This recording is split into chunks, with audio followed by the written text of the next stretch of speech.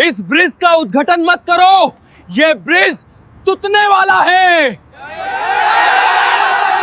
सुल्तानपुर शहर के इतिहास में 15 अगस्त 2024 का दिन स्वर्णिम अक्षरों में लिखा जाने वाला था। शहर के सबसे व्यस्त गोमती चौराहे पर बनकर तैयार हुआ 2 किलोमीटर लंबा फ्लाईओवर आज जनता के लिए खुलने वाला था। पूरे शहर को दुल्हन की तरह सजाया गया था। सड़क के दोनों तरफ लगे बिजली के खंभों पर तिरंगे झंडे लहरा रहे थे और बड़े बड़े होर्डिंग्स पर मुख्यमंत्री और स्थानीय मंत्री जगदीश प्रसाद की मुस्कुराती हुई तस्वीरें लगी थीं। इन पोस्टरों पर बड़े अक्षरों में लिखा था, विकास का नया अध्याय, 125 करोड़ की लागत से निर्मित आधुनिक इंजीनियरिंग का बेजोड़ नमूना। शहर के लोग उत्साहित थे। जो सफर पहले 40 मिनट में तय होता था, अब वह मात्र 5 मिनट में पूरा होने वाला था। सुबह के 10 बज रहे थे और उद्घाटन समारोह की तैयारियां अपने चरम पर थीं। ऊंचे मंच पर लाल कालीन बिछा था और वहां लगे लाउड स्पीकरों से देशभक्ति के गीत गूंज रहे थे। वीआईपी कुर्सियों पर शहर के बड़े अधिकारी, ठेकेदार और सफेद पोश नेता बैठे आपस में गुफ्तगू कर रहे थे। लेकिन इस उत्सव के शोर और चकाचौंध से दूर उसी पुल के अंधेरे और धूल भरे निचले हिस्से में 17 साल का आर्यन अपनी फटी हुई बोरी में कचरा जमा कर रहा था। आर्यन शहर की नजरों में सिर्फ एक कचरा बीनने वाला लड़का था, लेकिन उसकी आंखों में एक ऐसी चमक थी जो शायद उस मंच पर बैठे किसी भी इंजीनियर के पास नहीं थी। आर्यन के पास कोई औपचारिक डिग्री नहीं थी, लेकिन उसके पास अनुभव की वह पाठशाला थी जो उसे उसके पिता रामदीन ने विरासत में दी थी। रामदीन शहर के सबसे पुराने और ईमानदार मिस्त्री थे। आर्यन का बचपन खिलौनों के साथ नहीं, बल्कि सीमेंट, ईंट और बजरी के बीच बीता था। वह स्कूल से आने के बाद अक्सर अपने पिता के साथ कंस्ट्रक्शन साइट्स पर चला जाता था। रामदीन उसे काम सिखाते समय हमेशा एक बात कहते थे जो आर्यन के दिलो दिमाग पर पत्थर की लकीर बन गई थी। रामदीन कहते थे, देख बेटा, ये जो हम ढांचा खड़ा करते हैं ना, ये सिर्फ ईंट पत्थर का ढेर नहीं होता। इसमें रहने वाले और इसके ऊपर चलने वाले हजारों लोगों की सांसें अटकी होती हैं। अगर कंक्रीट बनाने में नीयत साफ न हो तो वह इमारत नहीं बल्कि कत्लखाना बनती है। जब सीमेंट और रेत का अनुपात बिगड़ता है तो समझ लेना कि किसी की जान का सौदा हो रहा है। 2 साल पहले एक निर्माणाधीन सरकारी अस्पताल की छत गिरने से रामदीन की मौत हो गई थी। वह हादसा नहीं बल्कि भ्रष्टाचार का नतीजा था। तब से आर्यन अकेला हो गया और पेट पालने के लिए उसे कचरा बीनने का काम करना पड़ा। लेकिन वह आज भी जब किसी नई इमारत को देखता तो उसकी निगाहें सबसे पहले उसकी नींव और जोड़ों को परखती थीं। उद्घाटन का समय दोपहर 12 बजे तय था। सायरन की आवाजें तेज होने लगी थीं। मंत्री जी का काफिला निकलने वाला था। आर्यन पिलर नंबर 12 के पास से गुजर रहा था। यह पुल का सबसे अहम हिस्सा था, क्योंकि यहीं से पुल एक घुमाव लेता था और सारा वजन इसी पिलर पर केंद्रित था। अचानक आर्यन के कदम ठिठक गए। उसने देखा कि पिलर के बेस पर, जहां कंक्रीट जमीन के अंदर जाती है, वहां की सतह कुछ अजीब दिख रही थी। वहां का नया पेंट ऊपर से तो चमक रहा था, लेकिन जोड़ों के पास से बारीक सफेद पाउडर जैसा कुछ झड़ रहा था। आर्यन ने अपनी बोरी नीचे रखी और घुटनों के बल बैठकर उस जगह को गौर से देखने लगा। उसने देखा कि कंक्रीट में ऐसी दरारें थीं जो मकड़ी के जाले की तरह फैल रही थीं। उसने अपनी उंगली से एक छोटी सी दरार को कुरेदा तो कंक्रीट का एक बड़ा टुकड़ा बिस्किट की तरह टूटकर उसके हाथ में आ गया। आर्यन की रूह कांप गई। 125 करोड़ के पुल का मुख्य पिलर इतना कमजोर। उसने पास पड़ी एक लोहे की रड उठाई और उसे पिलर के एक हिस्से में चुभाया। रड ऐसे अंदर धंस गई जैसे वह किसी पत्थर में नहीं बल्कि गीली मिट्टी में जा रही हो। पिलर के अंदर से गिट्टी और सीमेंट के बजाय सिर्फ भूरी रेत बाहर निकल रही थी। आर्यन समझ गया कि ठेकेदार और इंजीनियरों ने मिलकर बड़ा खेल खेला है। उन्होंने बाहर से तो इसे मजबूत दिखाया था, लेकिन अंदर सिर्फ रेत भरी थी। सीमेंट का इस्तेमाल नाम मात्र का हुआ था। उसी वक्त ऊपर पुल पर ट्रायल के लिए कुछ भारी जनरेटर वाली गाड़ियां और पुलिस के वज्र वाहन गुजरने लगे।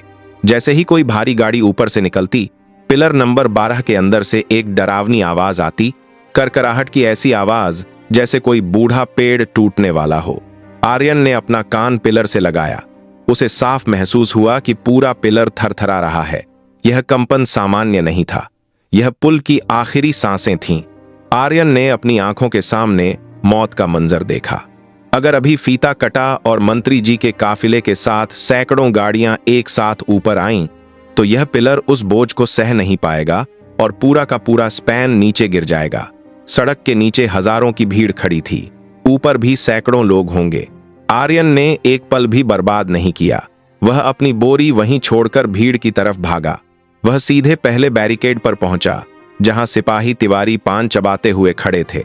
आर्यन ने हाँफते हुए कहा, साहब मेरी बात सुनिए, पुल गिरने वाला है। पिलर नंबर 12 अंदर से खोखला है। गाड़ियों को ऊपर मत जाने दीजिए, सबको बचा लीजिए साहब।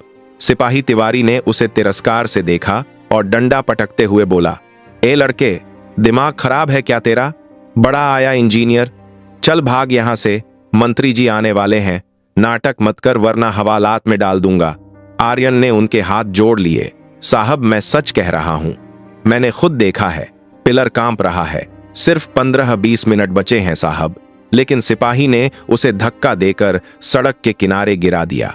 आर्यन का घुटना छिल गया और खून बहने लगा, लेकिन उसे अपने दर्द की फिक्र नहीं थी। उसे उन हजारों लोगों की जान बचानी थी। उसने देखा कि सिपाही एक काले शीशे वाली गाड़ी से पैसे लेकर उसे वीआईपी लेन में जाने दे रहा था। आर्यन समझ गया कि छोटे कर्मचारी नहीं सुनेंगे, उसे ऊपर जाना होगा। वह भीड़ को चीरता हुआ पुलिस वालों की नजरों से बचकर झाड़ियों के रास्ते सीधे मुख्य मंच के पीछे पहुंच गया। वहां सुरक्षा बहुत कड़ी थी, कमांडो तैनात थे। आर्यन ने हिम्मत नहीं हारी। वह बिजली के तारों वाले एक खंभे के सहारे दीवार फांदकर मंच की तरफ बढ़ा। मंच पर मुख्य इंजीनियर सक्सेना अपने सूट की बटन ठीक कर रहे थे और कलेक्टर साहब को बता रहे थे कि कैसे उन्होंने इस पुल को रिकॉर्ड समय में पूरा किया। तभी धूल से सना फटे कपड़ों वाला आर्यन सुरक्षा घेरा तोड़कर मंच पर चढ़ गया। उसने चिल्लाकर कहा, रुक जाइए, यह पुल मौत का जाल है। पिलर नंबर 12 टूटने वाला है। मंच पर मौजूद हर शख्स सन्न रह गया। संगीत रुक गया। पत्रकारों के कैमरे आर्यन की तरफ घूम गए। इंजीनियर सक्सेना का चेहरा गुस्से से तमतमा उठा। उसने गार्ड्स को इशारा किया, इस पागल लड़के को नीचे उतारो। यह कौन है? सुरक्षा में इतनी बड़ी चूक कैसे हुई? 2 सुरक्षा कर्मियों ने आर्यन के हाथ पीछे से पकड़ लिए और उसे घसीटने लगे। आर्यन तड़पते हुए चिल्लाया, सक्सेना साहब, आप जानते हैं मैं क्या कह रहा हूं। पिलर नंबर 12 में आपने 40% सीमेंट की चोरी की है। आपने M40 ग्रेड के बजाय घटिया क्वालिटी का मसाला इस्तेमाल किया है। मैंने अपनी आंखों से देखा है। वह पिलर अभी कांप रहा है। अगर आप मुझे जेल बाती के भेजना चाहते हैं तो भेज दीजिए, लेकिन पहले एक बार वहां जाकर देख लीजिए। भगवान के लिए लोगों की जान मत लीजिए। आर्यन की बातें सुनकर कलेक्टर के माथे पर चिंता की लकीरें उभर आईं, लेकिन इंजीनियर सक्सेना ने स्थिति संभालने के लिए कहा, सर, यह सब विपक्ष की साजिश है। इस लड़के को पैसे देकर यहां तमाशा करने भेजा गया है। हमारा काम वर्ल्ड क्लास है। IIT से इसकी टेस्टिंग हुई है। इसे फौरन यहां से हटाइए। आर्यन को मंच से नीचे फेंक दिया गया। पुलिस ने उसे पकड़कर किनारे कर दिया। तभी दूर से सायरन गूंजने लगे। मंत्री जगदीश प्रसाद की गाड़ियों का लंबा काफिला आ चुका था। मंत्री जी ने मुस्कुराते हुए गाड़ी से बाहर निकलकर लोगों का अभिवादन किया। उनके हाथ में सोने की कैंची थी और सामने रेशमी लाल फीता। आर्यन जमीन पर पड़ा था। उसने अपनी आंखें बंद कर लीं। उसने अपना फर्ज पूरा किया था, लेकिन सिस्टम के अहंकार ने उसकी बात अनसुनी कर दी थी। तभी मंत्री जी ने फीता काटा। तालियों की गड़गड़ाहट से पूरा इलाका गूंज उठा। मंत्री जी की भारी बुलेट प्रूफ SUV ने पुल पर चलना शुरू किया। उसके पीछे 10 और भारी गाड़ियां थीं। जैसे ही मंत्री जी का वाहन पिलर नंबर 12 के ऊपर पहुंचा, अचानक एक ऐसी आवाज आई जैसे जमीन फट गई हो। सड़क के बीचों बीच एक बड़ी दरार पड़ी और पूरा का पूरा पुल ताश के पत्तों की तरह ढहने लगा। वह मंजर खौफनाक था। पिलर नंबर 12 रेत के ढेर की तरह बिखर गया। मंत्री जी की गाड़ी का पिछला हिस्सा हवा में लटक गया, लेकिन पीछे वाली 2 गाड़ियां सीधे नीचे गिर गईं। चारों तरफ धूल का गुबार और चीख पुकार मच गई। लोग अपनी जान बचाने के लिए इधर उधर भागने लगे। जो पुलिस वाले अभी आर्यन को पीट रहे थे, वे खुद अपनी जान बचाने के लिए भाग रहे थे। धूल कम हुई तो देखा गया कि पुल का लगभग 60 फीट का हिस्सा पूरी तरह गायब था। किस्मत से आर्यन के मंच पर किए गए हंगामे की वजह से उद्घाटन में 10 मिनट की देरी हो गई थी। अगर वह 10 मिनट पहले फीता कट गया होता तो पुल पर सामान्य ट्रैफिक शुरू हो जाता और मरने वालों की संख्या हजारों में होती। आर्यन की उस छोटी सी कोशिश ने सैकड़ों लोगों को पुल पर चढ़ने से रोक रखा था। जब कलेक्टर और कमिश्नर बदहवास होकर नीचे पहुंचे तो उन्होंने देखा कि आर्यन अभी भी वहीं खड़ा था। उसकी आंखों में आंसू थे। इंजीनियर सक्सेना वहां से भागने की कोशिश कर रहा था, लेकिन भीड़ ने उसे पकड़ लिया। कलेक्टर ने आर्यन के पास जाकर अपना सिर झुका लिया। उन्होंने कहा, बेटा, हमें माफ कर दो। हमने एक मासूम की सच्चाई पर यकीन नहीं किया और भ्रष्टाचार के कागजों पर भरोसा किया। तुम आज इस शहर के असली हीरो हो। मीडिया के लोग आर्यन को घेर चुके थे। एक न्यूज रिपोर्टर ने माइक उसके सामने किया और पूछा, आर्यन, तुम्हें कैसे पता चला कि यह पुल गिर जाएगा? आर्यन ने कैमरे की तरफ देखते हुए कहा, साहब, मेरे पिता कहते थे कि जब नीयत में खोट हो तो इमारतें कांपती हैं। मैंने उस पिलर का कांपना महसूस किया था। यह पुल सीमेंट से नहीं, कमीशन के पैसों से बना था। आज जो गिरा है वह सिर्फ पुल नहीं है, वह इन भ्रष्ट अधिकारियों का गुरूर है। अगले दिन पूरे देश में आर्यन की बहादुरी की चर्चा थी। सरकार ने आनन फानन में जांच बैठाई और पाया कि वाकई पिलर के निर्माण में बड़े पैमाने पर धांधली हुई थी। ठेकेदार और इंजीनियर सक्सेना को जेल भेज दिया गया। मंत्री जी को अपनी कुर्सी छोड़नी पड़ी। सरकार ने आर्यन को 5 लाख रुपए और एक सरकारी घर देने की घोषणा की। लेकिन आर्यन जब कलेक्ट्रेट दफ्तर पहुंचा तो उसने वह चेक लेने से मना कर दिया। उसने बड़े ही शांत भाव से कहा, साहब, मुझे इनाम नहीं चाहिए।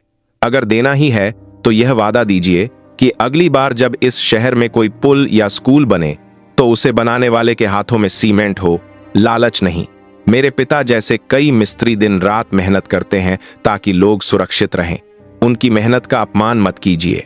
ईंटों में ईमान मिलाइए साहब, रेत नहीं। आर्यन वहां से अपनी वही पुरानी बोरी उठाकर चला गया। वह आज भी सड़कों पर दिखता है, लेकिन अब लोग उसे कचरा बीनने वाला नहीं बल्कि इस शहर का रक्षक कहते हैं। उस गिरे हुए पुल की जगह अब एक नया और मजबूत पुल बन रहा है और इस बार उसकी निगरानी खुद आर्यन कर रहा है। इस कहानी से हमें यह सीख मिलती है कि पद और पैसा किसी को बड़ा नहीं बनाता। एक साधारण सा दिखने वाला इंसान भी अगर सत्य और ईमानदारी के रास्ते पर चले तो वह पूरे सिस्टम की आंखें खोल सकता है। दोस्तों, अगर आपको आर्यन की यह कहानी प्रेरणादायक लगी हो तो इसे अपने दोस्तों के साथ साझा करें। भ्रष्टाचार के खिलाफ इस आवाज को दबने न दें। हमारे चैनल को अभी सब्सक्राइब करें और कमेंट में जय हिंद जरूर लिखें। धन्यवाद। अगली बार फिर मिलेंगे एक ऐसी ही रोंगटे खड़े कर देने वाली कहानी के साथ। तब तक अपना और अपनों का ख्याल रखें। क्या आप चाहते हैं कि मैं इस कहानी का विस्तार करूं जिसमें आर्यन की पढ़ाई और उसके इंजीनियर बनने के संघर्ष को दिखाया जाए?